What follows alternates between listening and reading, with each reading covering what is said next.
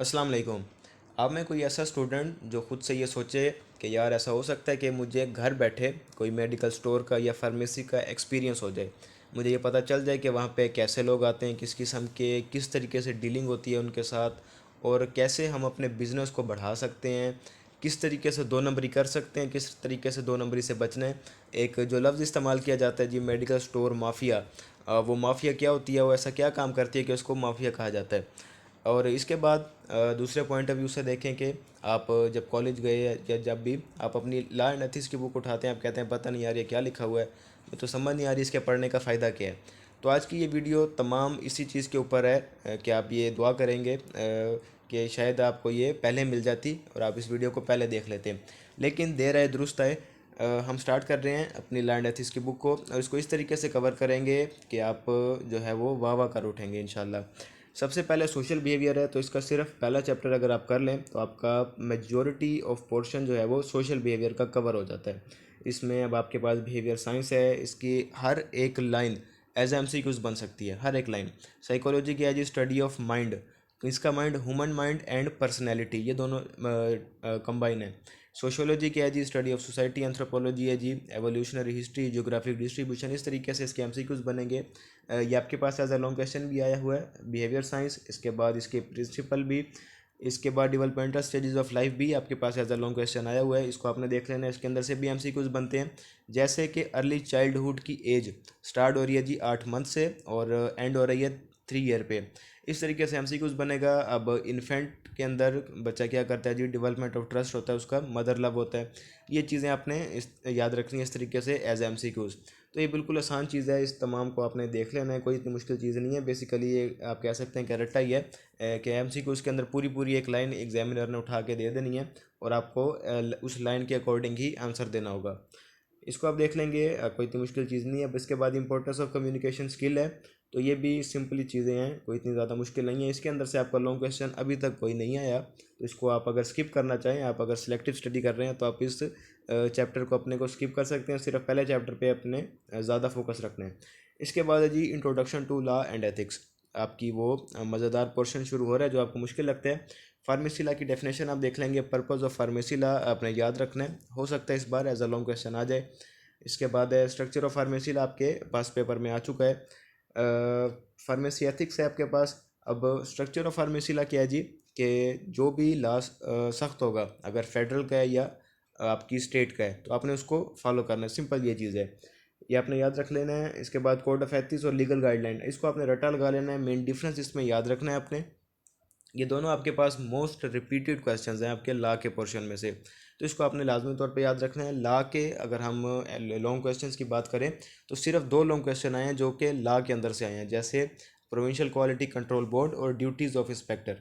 तो इसको आपने देख लेना है कि देखें बिल्कुल कम रेशियो है इसकी लॉ के पोर्शन के अंदर से एमसीक्यूज़ के लॉन्ग क्वेश्चंस के आने की। बाकी इसके जो जैसे ये है गए, इसके बाद स्ट्रक्चर ऑफ फार्मेसी लॉ हो गया, रिस्क मैनेजमेंट है, और एंड से जो है इसका प्रमोशन ब्रांडिंग वाला वो ज़्यादातर आया है। इसकी सिंपल डेफिनेशन है, इसको आपने देख लेना है। रिस्क मैनेजमेंट आ गया आपके पास। हैज़र्ड और रिस्क के दरमियान क्या डिफरेंस है, इसको आपने याद रखना है। टाइप्स ऑफ हैज़र्ड है, अब ये देख लें कि फिजिकल है, केमिकल, मैकेनिकल, ये तमाम आपने याद रखने हैं। रिस्क मैनेजमेंट प्लान आपके लॉन्ग क्वेश्चन में कई दफ़ा आ चुका है। अब आपकी जो है ना वो ड्रग लॉ शुरू हो रहा है, तो इसके मुतालिक हम अपनी एक इसकी सीरीज़ के ख़त्म होने के बाद एक न्यू वीडियो इसकी भी देंगे, जिसके अंदर जो आपके पुराने लॉ के जो नोट्स हैं उसके अंदर से जो इंपॉर्टेंट चीज़ें हैं जो कि एज एम सी क्यूज़ आपके पेपर में आ सकती हैं, तो वो भी आएंगी, तो वो भी आपने लाजमी तौर पर देखनी है। चैनल सब्सक्राइब कर लें, बेल नोटिफिकेशन ऑन कर लें, ताकि ये तमाम आपको वीडियोज़ बर वक्त मिलती रहे। अब ड्रग है, ड्रग क्या है जी, सिंपली देखें इसको याद करने का अंदाज़, कि इतनी बड़ी डेफिनेशन है। वो क्या है जी, कि any substance mixture that is manufactured sold stored offered for sale और represented for internal external use. अब ये तमाम चीज़ें हैं, ये तमाम चीज़ें क्या बता रही हैं जी, कि ड्रग की डेफिनेशन बता रही हैं। ये तमाम चीज़ें ड्रग हैं।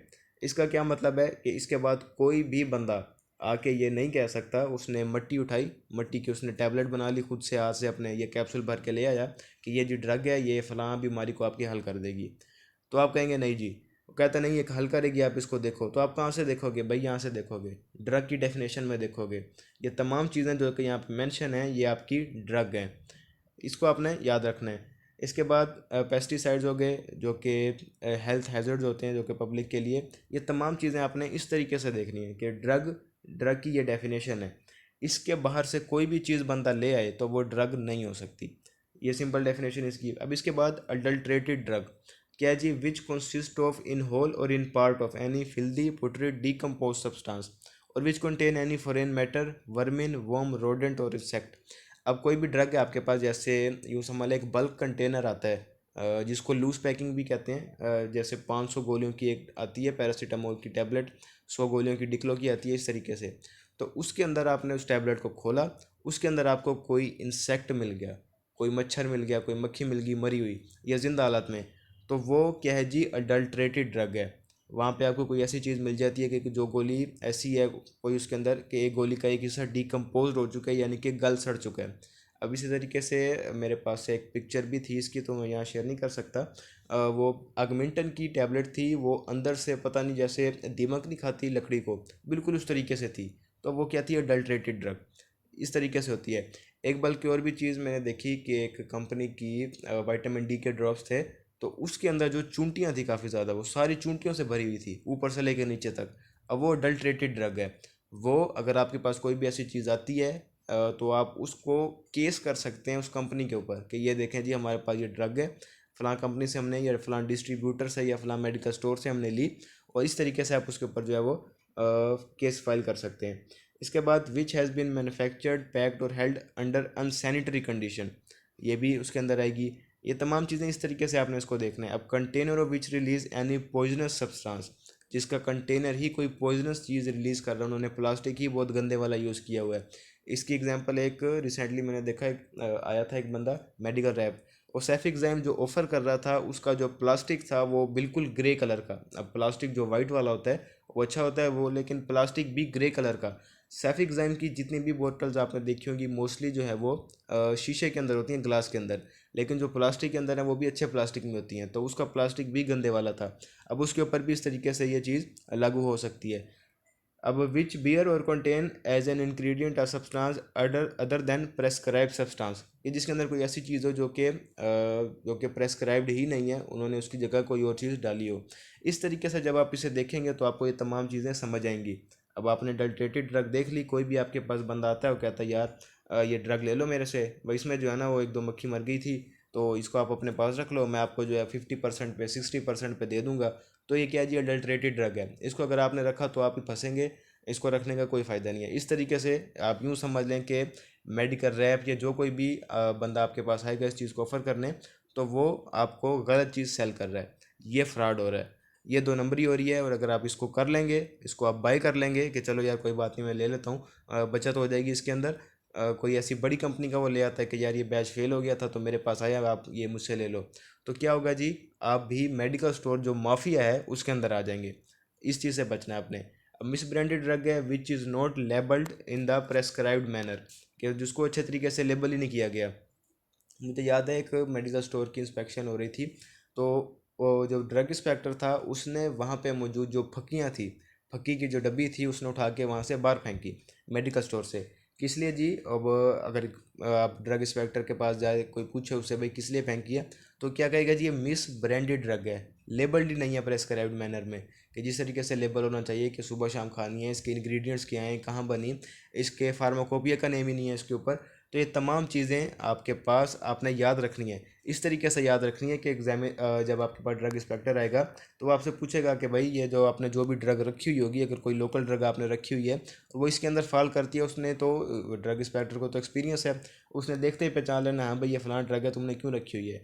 इसलिए ये तमाम चीज़ें आपको पढ़ाई जा रही हैं कि आपने अपने मेडिकल स्टोर पे या जो भी फार्मेसी पे अगर आप खुद काम करेंगे, अपना खुद ओपन करेंगे या किसी के पास जाएंगे एज अ जॉब, तो वो यही चीज़ कहते हैं, क्वालिफाइड पर्सन कहा जाता है जी आप लोगों को। तो क्वालिफाइड पर्सन आप इसी चीज़ के हैं कि आपको पता हो कि हाँ जी हमने कौन सी ड्रग लेनी है, कौन सी ड्रग नहीं लेनी है। कोई चीज़ अगर आपने बाय एंड परचेजिंग आपका ही काम है, तो बाइंग एंड परचेजिंग आपने इसी चीज़ को देख के करनी है, ना कि अच्छा यार चलो ये ज़्यादा सस्ती मिल रही है ये ले लो और ये हमें फ़ायदा देगी, इस तरीके से नहीं करनी।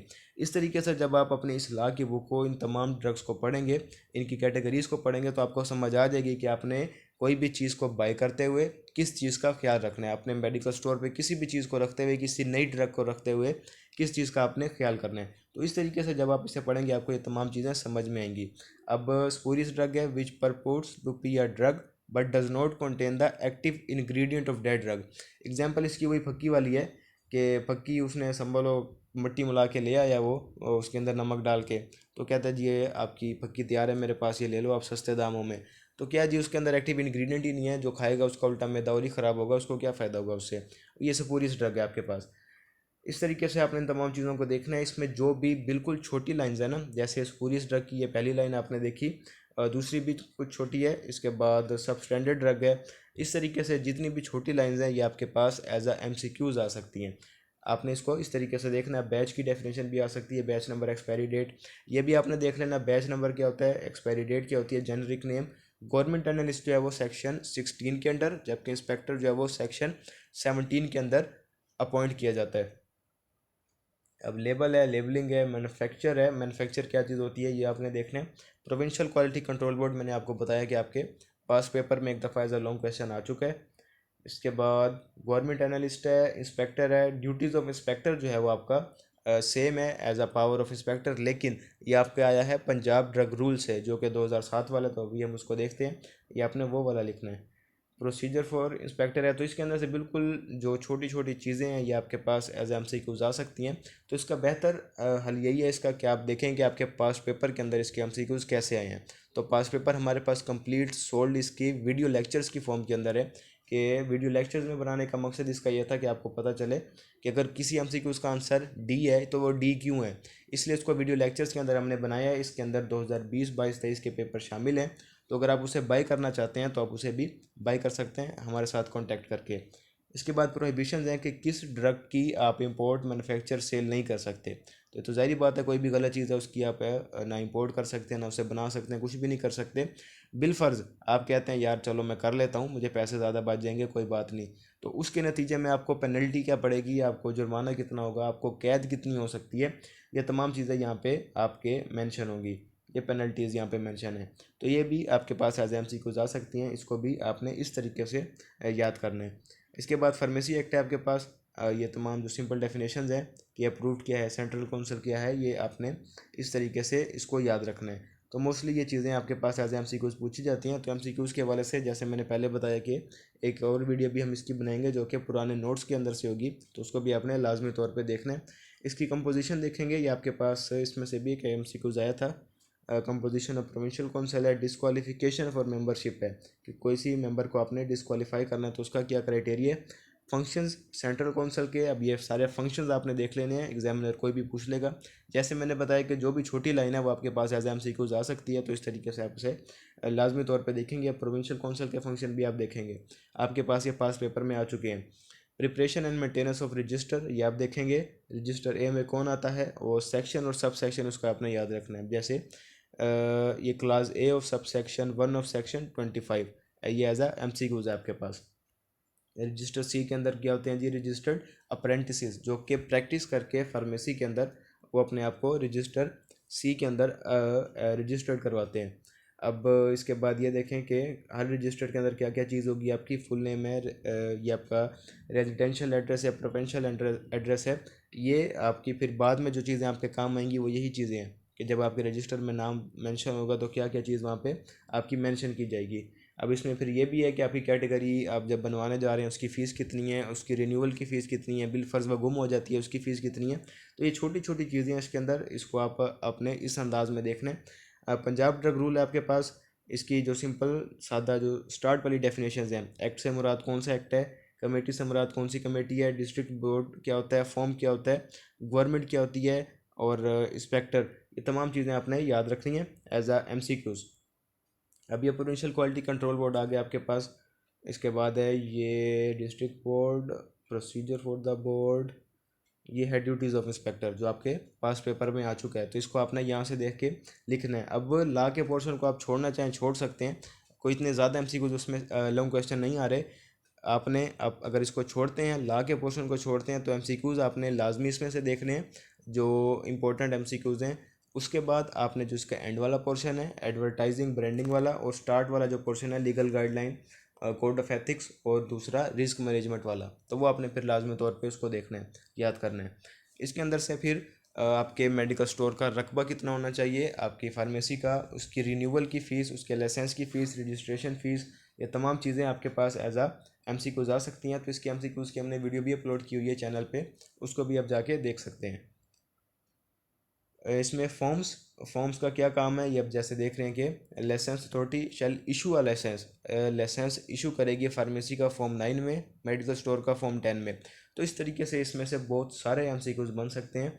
इनको आपने इस तरीके से देखना है और कोशिश ये करें जब इसको पढ़ने बैठे तो अंडरलाइन करते जाएं, ताकि जब पेपर वाले दिन आप इसको खोलें तो आपको तमाम चीज़ें जो इंपॉर्टेंट चीज़ें हैं वो आपकी आंखों के सामने हो, आपको उसे ढूंढना ना पड़े दोबारा। ये आ गया आपके पास कंडीशंस फॉर लाइसेंस के, लाइसेंस के लिए कंडीशन क्या है फार्मेसी के और मेडिकल स्टोर के। तो यहाँ पे देखें लेंथ वगैरह सब कुछ दिया हुआ है। अगर बोर्ड की भी लेंथ दी हुई है आपके पास, कि जो बोर्ड है आपके पास जो आप बाहर लगाएंगे उसकी लेंथ कितनी होनी चाहिए, आपके शटर की लेंथ कितनी होनी चाहिए, फार्मेसी के एरिया के, मेडिकल स्टोर के एरिया की लेंथ कितनी होनी चाहिए। तो ये चीज़ें आपको लाजमी तौर पर पता होना चाहिए, वरना आप में और जो दूसरा बंदा एक आम बंदा है उसमें कोई फ़र्क नहीं होगा कि आप भी वहाँ जाके पूछ रहे हो कौंसल के अंदर के जी कितनी चीज़ें होनी चाहिए। इसको आपने लाजमी तौर पर याद रखना है, वरना एंड में आप परेशान होंगे। इसकी मिसाल ऐसे है कि एक इंस्पेक्शन हुई, मुझे याद है दोस्त बता रहे थे कि वो जिसकी इंस्पेक्शन थी, यानी कि लाइसेंस उन्होंने रेंट पे लिया हुआ था, तो जिससे रेंट पे लिया हुआ था वो ये कह रहे थे जी मेरे तो ताल्लुकात हैं बड़े, तो मैं बात कर लूँगा उनसे, मेरी आज इंस्पेक्शन हो जाएगी। यानी कि क्वालिफाइड जो पर्सन था जिसका लाइसेंस रेंट पे लिया था उसको बुलाया नहीं, और कह रहे थे मैं खुद काम जो है वो करवा लूँगा। तो खुद काम कैसे होता है, ये आपके जो क्वालिफाइड पर्सन है जब आपकी इंस्पेक्शन होती है तो उसकी वहाँ पे मौजूदगी यकीनी होती है। AC ज़रूरी है, फ्रिज ज़रूरी है, इन तमाम की पिक्चर्स बनती हैं, बाकायदा ऐप आ गई है इसकी। तो ऐप में ये तमाम चीज़ें वो मेंशन करते हैं, इसकी पिक्चर्स लेके जाते हैं। तो ये चीज़ होती है इसके अंदर, आपको इन तमाम चीज़ों का पता होना चाहिए। अब कैंसिलेशन भी हो सकती है, सस्पेंशन ऑफ लाइसेंस भी हो सकता है। ये तमाम चीज़ें आपने देख लेनी है। प्रोविंशियल अपैलेट अथॉरिटी है, कंडीशन फॉर लाइसेंस दोबारा से है। तो ये सिंपल सादा चीज़ें हैं। इसके बाद इंट्रोडक्शन टू मैनेजमेंट। अब मैनेजमेंट की डेफिनेशन क्या है, इसके पर्पस, ऑब्जेक्टिव, इसको आप देख लेंगे। कोई भी लाइन उठा लेगा और ये पूछ लेगा कि किसका मैनेजमेंट का इसमें से कौन सा ऑब्जेक्टिव है। इसके बाद प्रमोशन है, ऑब्जेक्टिव है, इसके मेजर प्रमोशन टूल है, एडवर्टाइजिंग, पर्पस ऑफ एडवर्टाइजिंग। अब ये पूरी जितने भी पॉइंट्स हैं ये तमाम एज MCQs आपके पास आ सकते हैं। मेजर एडवर्टाइजिंग मीडिया, ये भी आपके पास आ सकता है एज MCQs। सेल्स मैनेजमेंट आपके पास लॉन्ग क्वेश्चन आ चुका है आपके पास पेपर में, इसको आपने याद रखना है। तो ये थी आपकी लॉ की बुक, जो कि हमने बिल्कुल एक नए अंदाज के अंदर पढ़ी कि आपने किस तरीके से इसको प्रैक्टिकली चीज़ों को देखना है कि आप जो चीज़ पढ़ रहे हैं उसका फ्यूचर में आपको क्या फ़ायदा होगा और इस वक्त आपको क्या फ़ायदा। अगर आपसे कोई चीज़ पूछता है, कोई भी बंदा आपके पास आता है कोई भी, तो आप उसको दो चीज़ों से, दो बुक से आप उसको जो है वो अपना ये कह सकते हैं कि अपना शो ऑफ कर सकते हैं कि देखो जी मैं तो पढ़ा लिखा हूँ। वो आपकी social behaviour, law and ethics और फार्माकोलॉजी, ये दो चीज़ें हैं जिसके मुतालिक आपसे या तो सवाल किया जाएगा या आप इससे मुतालिक बाकियों को बता सकते हैं। कि आप कोई पूछे यार अच्छा ये लाइसेंस का क्या तरीक़ाकार है बनाने का, इसकी फ़ीस कितनी है लॉ के मुताबिक, इस तरीके से जो भी सवाल पूछेगा। या कौन सी ड्रग्स, कोई नया बंदा है वो कहता है यार मैं मेडिकल स्टोर बना रहा हूँ तो कौन सी ड्रग मैं अपने स्टोर पर ना रखूँ, शेड्यूल G आप उसे बता सकते हैं। ये चीज़ें हैं जो कि आपको प्रोमिनेंट करेंगी, आपको एक क्वालिफाइड पर्सन बनाएंगी, बजाय इसके कि आप इसे रट्टा लगाएं और ऐसे लगे रहें, इसका कोई फ़ायदा नहीं है। मिलते हैं अपनी फार्माकोलॉजी की वीडियो में। अल्लाह हाफिज़।